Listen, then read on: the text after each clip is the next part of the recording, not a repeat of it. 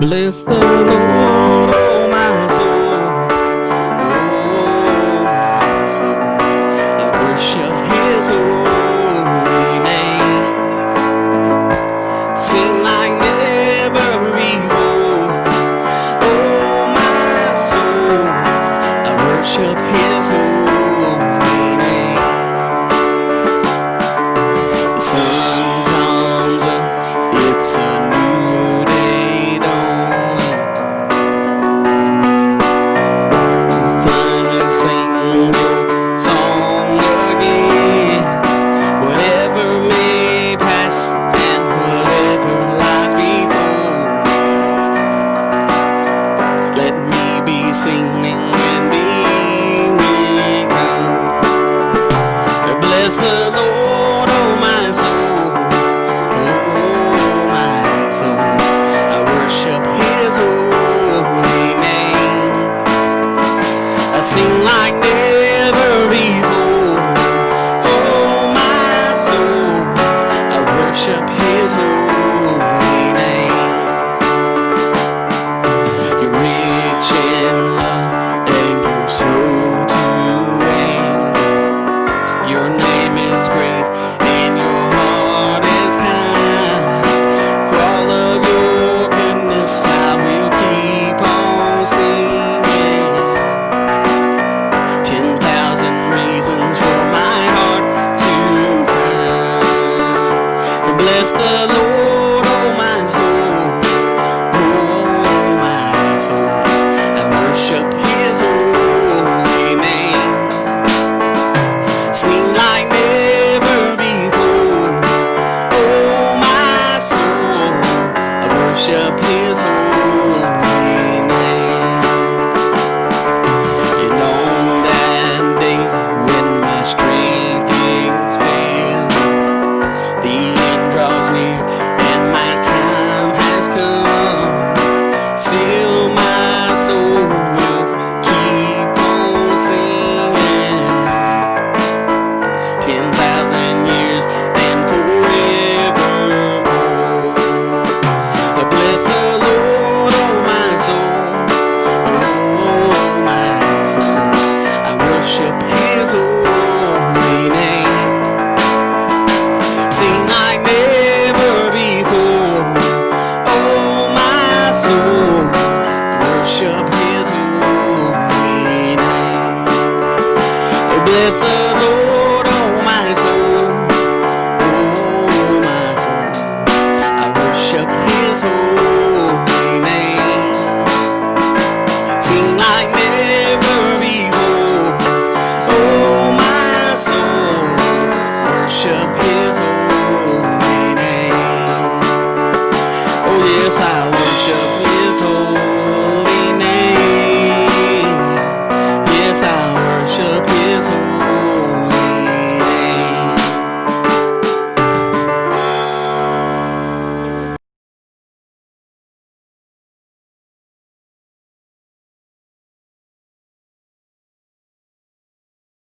Walking the same old road for miles and miles.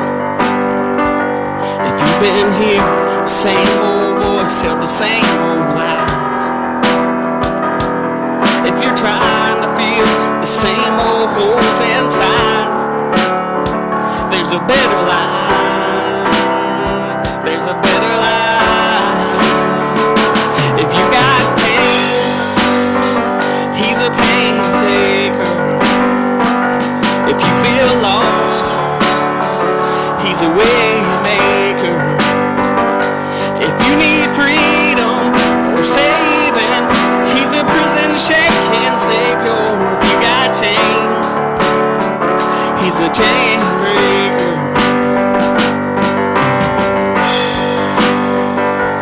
We've all searched for the light of day in the dead of night. We've all found ourselves wore out from the same old fight. We all run to things we know that just ain't right. There's a better life. There's a better life. If you got pain, He's a pain taker.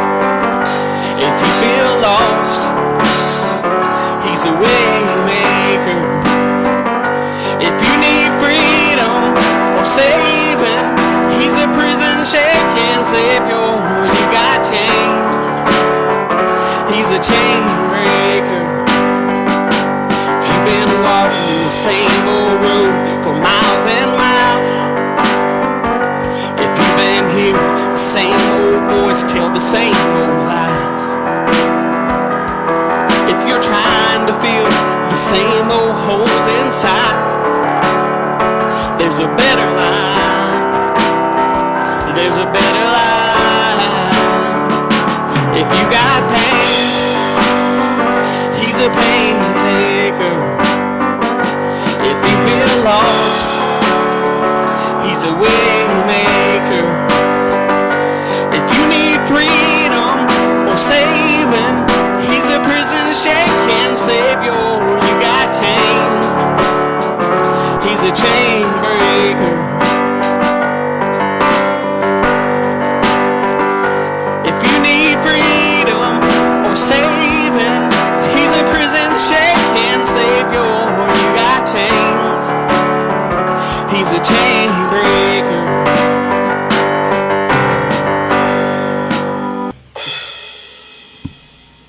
Let's see.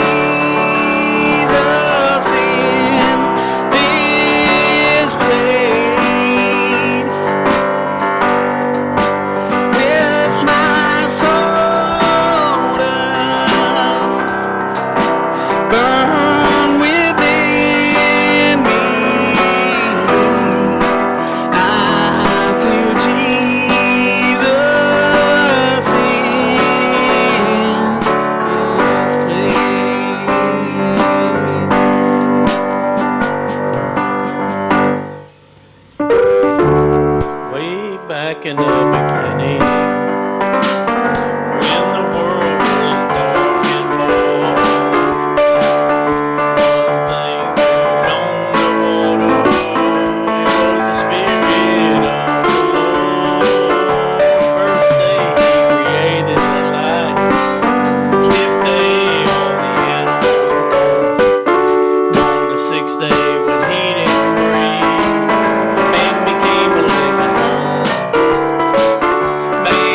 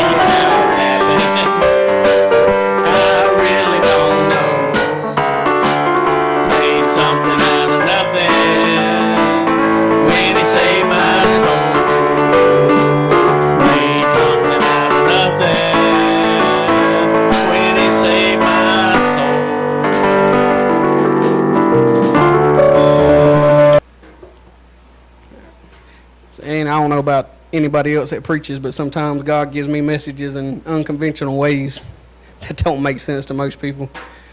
Other night, Kaylee can remember I was brushing the cat, and I was telling her, I could tell by the way it looked at me, it hated me. As I was brushing it, I said to him the title of this message, and God spoke to me when I said it. And I told the cat, I said, I know you don't understand it, but it's for your own good. So let's start off with that. James 1, 2 through 4. Y'all got it? My brethren, count it all joy when you fall into divers temptations, knowing this, that the trying of your faith worketh patience. But let patience have her perfect work, that ye may be perfect and entire, wanting nothing.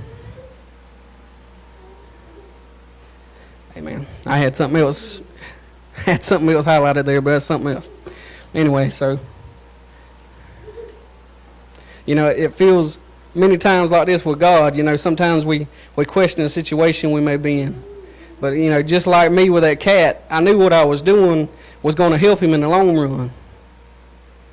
Sometimes when you're going through something, sometimes God is pruning you to get you ready for another season in life.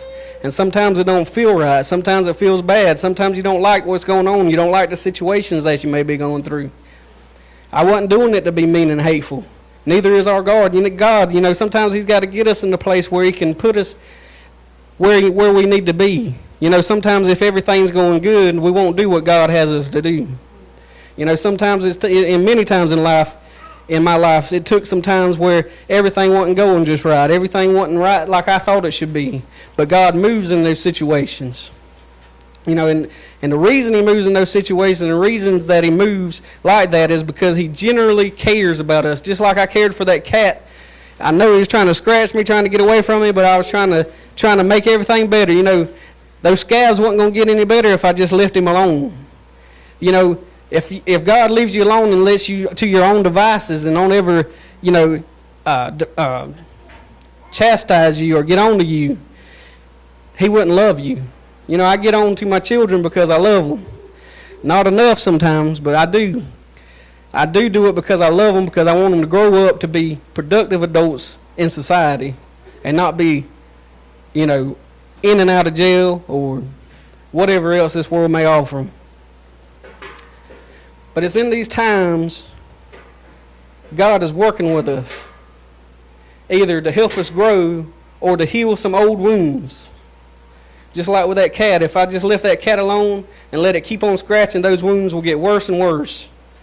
But sometimes God has to spray some salve on us, has to put some some lotion or whatever to make you better. Sometimes it may hurt at the time. It may sting at the time, but it's for your good. It's at that time we ask the old familiar question, why are you allowing this to happen to me? But I'm here to tell you that what you're going through is to make you stronger. It's not God playing a cruel joke on you. I thought about this, the wine making process, and there's 5 basic stages to making wine. There's harvesting, crushing, and pressing, fermentation, clarification, and then aging and bottling. God put this in my mind, that wine process. One is harvesting. That doesn't seem so bad spiritually. One thing we have to bear in mind, you can only harvest what you sow. So that tells me be careful what I sow. Because if I sow something bad, if I sow something sour, if I sow something hateful, I'll reap it. The second thing is a little tougher. It's to be crushed, to be pressed. That is kind of what I was speaking of earlier, when we ask God the question, have you left us? But that's not the case. He is with us during this process and never leaves us in our trials. Sometimes our trials to crush us, or to press us, or to bring out that spirit within us, that we may be able to help somebody else, not for ourselves. You know, sometimes it's not all for you. Sometimes it needs to be for somebody else. And then the fermentation comes. Fermentation takes roughly 2 to 3 weeks to complete. However, wine requires 2-step fermentation process. The second fermentation process can take anywhere from 3 months to a year. Most white wines should be consumed within 2 to 3 years of bottling. The exceptions are full-bodied wines like Chardonnay, 3 to 5 years. However, fine wines, let me repeat that, fine wines from Burgundy French Chardonnays are best enjoyed at 10 to 15 years of age. So sometimes you may say, you know, I'm going through this battle. I've been in this battle for 5 years. You can just think of that last sentence right there, fine wines. You don't want to be just some wine that, you know, that's like Jesus when he was at the marriage supper and he made the water the wine. The ruler asked, you know, why did you wait till now that everybody's drunk to give the good wine? You don't want to be the cheap wine that's only been fermenting for 2 years. You want to be that fine wine. We need to be that fine wine. We want to be, you know, better aged. All right, let's go to Genesis. I got a lot of reading here, but let's go to Genesis 39.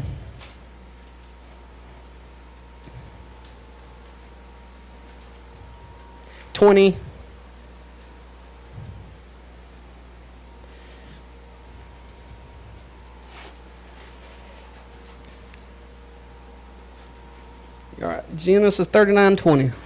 And Joseph's master took him and put him into prison, to a place where the king's prisoners were bound, and he was in prison. But the Lord was with Joseph, and showed him mercy, and gave him favor in the sight of the keeper of the prison. And the keeper of the prison committed to Joseph's hands all the prisoners that were in the prison. And whosoever they did there, he was the doer of it. The keeper of the prison looked not to anything that was under his hand, because the Lord was with him. And that which he did, the Lord made it to prosper. All right, let's go to chapter 40. I got all of chapter 40. But anyway, and it came to pass after these things, that the butler of the king of Egypt and his baker had offended their lord, the king of Egypt. And the Pharaoh was wroth with 2 of his officers against the chief of the butlers, and against the chef of the bakers. And he put them in the ward, the house of the captain of the guard, into the prison, a place where Joseph was bound. And the captain of the guard charged Joseph with them, and served them. And they continued a season in ward. And they dreamed a dream, both of them, each man his dream in one night, each man according to his interpretation of his dream, the butler and the baker of the king of Egypt,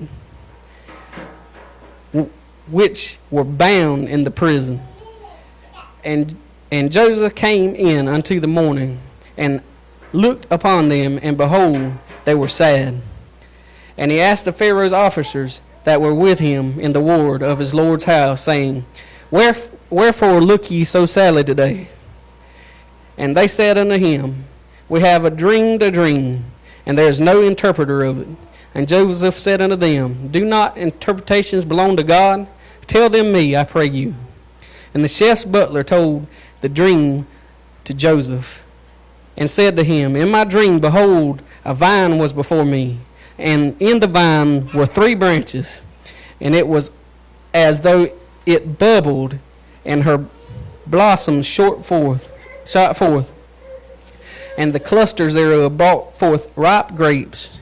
And the Pharaoh's cup was in my hand, and I took the grapes, and pressed them into Pharaoh's cup, and gave the cup to Pharaoh's hand. And Joseph said unto him, This is the interpretation of it. The 3 branches are 3 days. Yet within 3 days shall Pharaoh lift up thine head, and restore thee unto thy place, and thou shalt deliver Pharaoh's cup into his hand. after the former manner which thou wast the butler.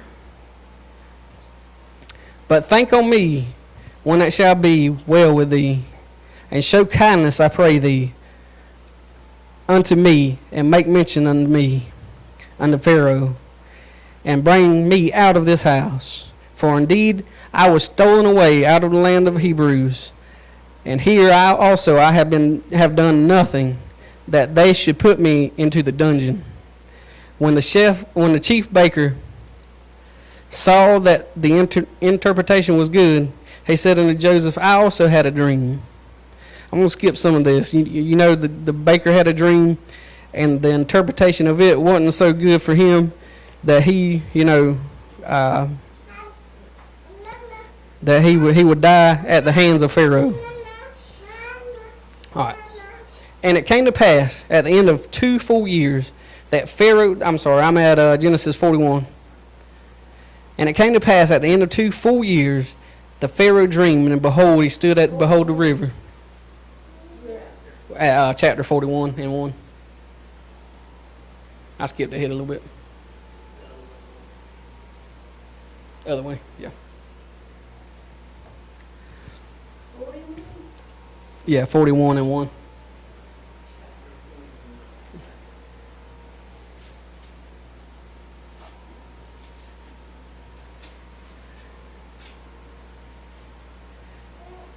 And it came to pass at the end of 2 full years that the Pharaoh dreamed, and behold, he stood by the river. And behold, there came up out of the river 7 well-favored kine, and fat-fleshed, and they fed in the meadow.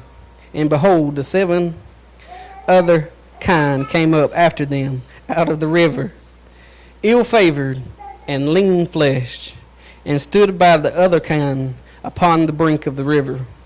And the ill-favored and lean-fleshed kine did eat up the 7 well-favored and fat kine. So the Pharaoh awoke, and he slept and dreamed the second time, and behold, 7 ears of corn came up upon one stalk, rank and good. And behold, 7 ears and blasted with the east wind sprung up after them. And the 7 thin ears devoured the 7 rank and full ears. And Pharaoh awoke, and behold, it was a dream. And it came to pass in the morning that his spirit was troubled, and he sent and called for the magicians of Egypt, and all the wise men thereof. And the Pharaoh told them his dream, but there was none that could interpret them unto Pharaoh. Then spake the chief butler unto Pharaoh, saying, I do remember my faults this day. Pharaoh was wroth with his servants, and put me in a ward in the captain of the guard's house, both me and the chief baker.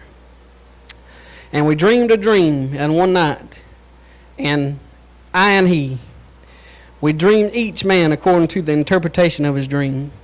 And there was there with us a young man, a Hebrew, servant of the captain of the guard. And we told him, and he interpreted to us our dreams. To each man according to his dream he did interpret. And it came to pass as he interpreted to us, so it was.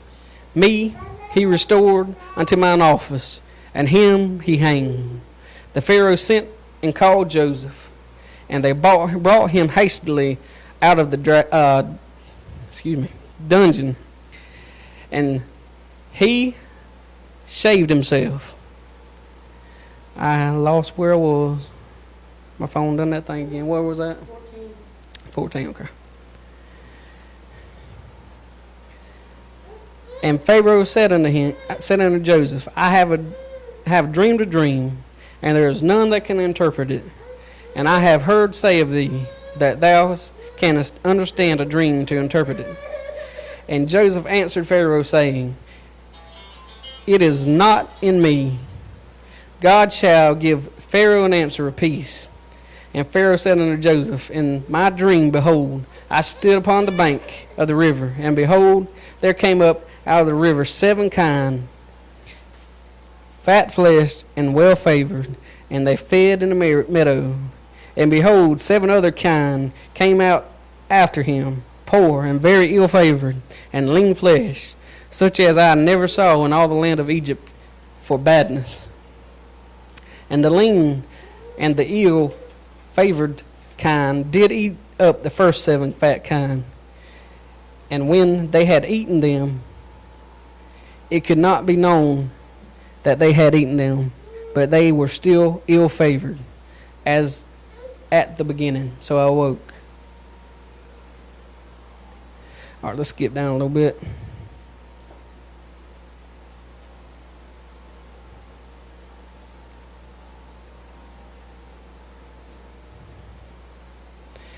All right, let's go to verse 28. This is the thing which I have spoken unto Pharaoh. What God is about to do, he showeth you unto Pharaoh. Behold, there comes 7 years of greatly plenty throughout all the land of Egypt. And there shall arise after them 7 years of famine. And all the plenty shall be forgotten in the land of Egypt, and the famine shall consume the land. And the plenty shall not be known in the land by reason of the famine following, for it shall be very grievous. And for that the dream was doubled unto Pharaoh twice. It is because the thing is established by God, and God will shortly bring it to pass. Now therefore let Pharaoh look out a man discreet and wise, and set him over the land of Egypt. Let Pharaoh do this, and let him appoint officers over the land, and take up the 5th part of the land of Egypt in the 7 plenteous years. And let them gather all the food and those good years that come, and lay up corn under the hand of Pharaoh, and let them keep food in the cities.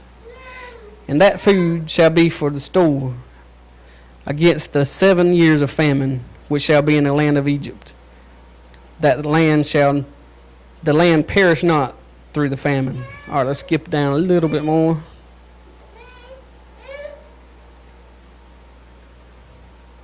All right, let's go to chapter 41, or verse 41. 41. And Pharaoh said unto Joseph, See, I have set thee over all the land of Egypt. And Pharaoh took off his ring from his hand, and put it upon Joseph's hand, and arrayed him in vestures of fine linen, and put a gold chain about his neck. And he made him to ride in the 2nd chariot which he had. And they cried before him, Bow the knee. And he made him ruler over all the land of Egypt. You know, Joseph was in jail for 2 years.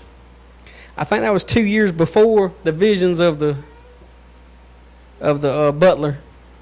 I don't know how long he was in prison exactly, but after that, and I may be not exactly right there. But sometimes that season, you may feel like you're in prison. You may feel like you're not going to make it through. And those years, those are the years of fermentation. Those are the years that when you come out of that, you'll be greater than what you was before. You think everything's going pretty good before. And sometimes when you get in fermentation, it feels like God's left you. Like he's left you to your own devices. Like he's not going to come back and help you. Like it's all over. But when that fermentation process is over, God will come back and make you stronger than you were before.